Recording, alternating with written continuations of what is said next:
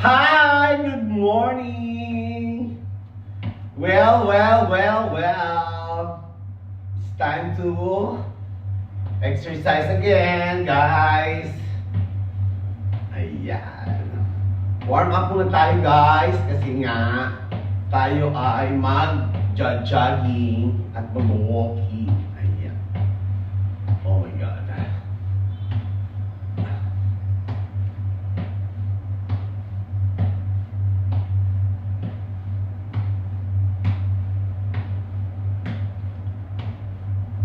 Ayan, guys. Tayo ay mag-exercise again. At tayo ay, ang routine natin everyday na mag-exercise bago tayo pumasok. So, samahan niyo ulit ako, guys, sa 30 and to 40 minutes na pag-walking. Okay? So, love.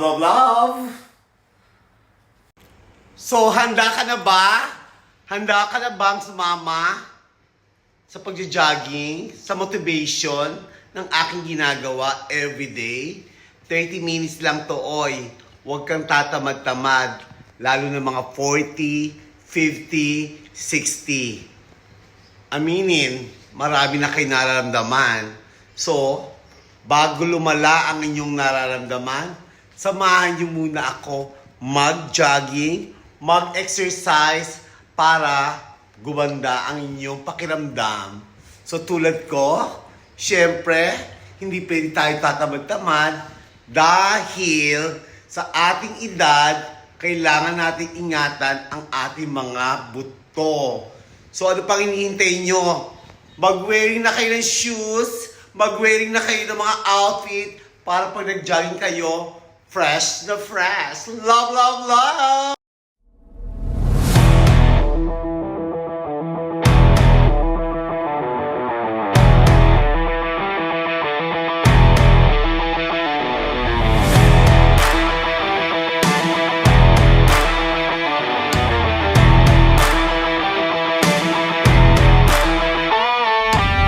Hello, good morning.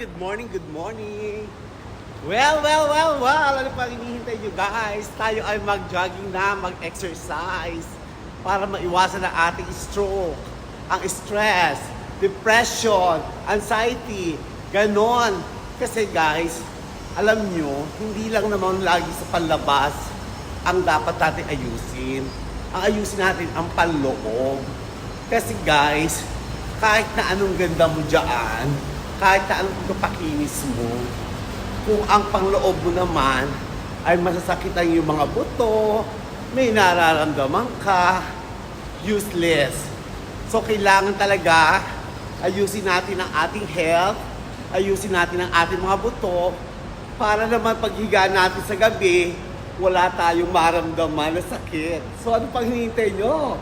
40, 50, 60. Love!